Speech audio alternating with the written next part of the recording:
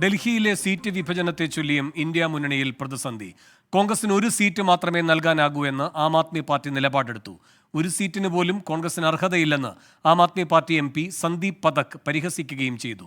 ഗോവയിലും ഗുജറാത്തിലുമായി 3 സീറ്റുകളിൽ AAP സ്ഥാനാർത്ഥികളെ പ്രഖ്യാപിച്ചു. ബൽറാം നെടുങ്ങാടി ഡൽഹിയിൽ നിന്ന് ചേരുന്നു കൂടുതൽ വിവരങ്ങളുമായി. ബൽറാം, എന്തുകൊണ്ടാണ് ഇത്ര കടുത്ത നിലപാട്? നേരത്തെ 7 സീറ്റും ആപ്പ് തന്നെ മത്സരിക്കുമെന്ന് കെജ്രിവാൾ പറഞ്ഞിരുന്നു. ഇപ്പോൾ ഒരു സീറ്റ് എന്ന വിട്ടുവീഴ്ചയിലേക്ക് അത്തരമൊരു സന്ദേശം കോൺഗ്രസിന് നൽകാനാണോ ഈ സമ്മർദ്ദതന്ത്രം?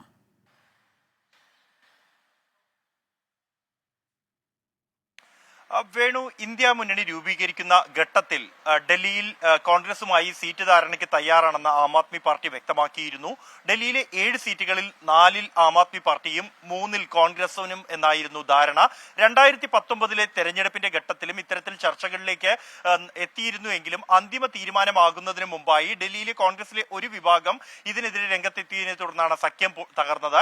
എന്നാൽ ഇത്തവണ ഇന്ത്യ എന്ന മുന്നണി രൂപീകരിച്ച സമയത്തിൽ കഴിഞ്ഞ തവണ ഉണ്ടായ ധാരണ സമാനമായി തന്നെ 4-3 എന്ന തരത്തിൽ മത്സരിക്കാനായിരുന്നു തീരുമാനം. 2 ഘട്ടങ്ങളിലായി കോൺഗ്രസ് നേതൃത്വവുമായി ഡൽഹിയിലെ സീറ്റ് സംബന്ധിച്ച് ചർച്ചകൾ നടന്നുവെങ്കിലും അതിലൊരു അന്തിമ തീരുമാനത്തിലേക്ക് എത്തിയില്ല. കോൺഗ്രസ് 4 സീറ്റുകൾ ആവശ്യപ്പെട്ടിരുന്നു ഒരു ഘട്ടത്തിൽ. എന്നാൽ ഇപ്പോൾ കഴിഞ്ഞ ഒരു മാസമായി ഒരു ചർച്ച പോലും സീറ്റ് വിഭജനവുമായി ബന്ധപ്പെട്ട് നടക്കുന്നില്ല എന്നും കോൺഗ്രസിന് ഇക്കാര്യത്തിൽ യാതൊരു താല്പര്യവുമില്ല എന്നാണ് തങ്ങൾക്ക് മനസ്സിലാക്കാൻ കഴിഞ്ഞത് എന്നുമാണ് ആം ആദ്മി പാർട്ടിയുടെ നിലപാട്. ഇനി വൈകിപ്പിക്കുന്നത് ശരിയല്ല. കാരണം ആം ആദ്മി പാർട്ടിയുടെ ഒരു ശൈലി എന്നുള്ളത് തെരഞ്ഞെടുപ്പ് പ്രഖ്യാപിക്കും മുമ്പ് തന്നെ പരമാവധി സ്ഥാനാർത്ഥികളെ പ്രഖ്യാപിച്ച് പ്രചരണം തുടങ്ങുകയാണ്.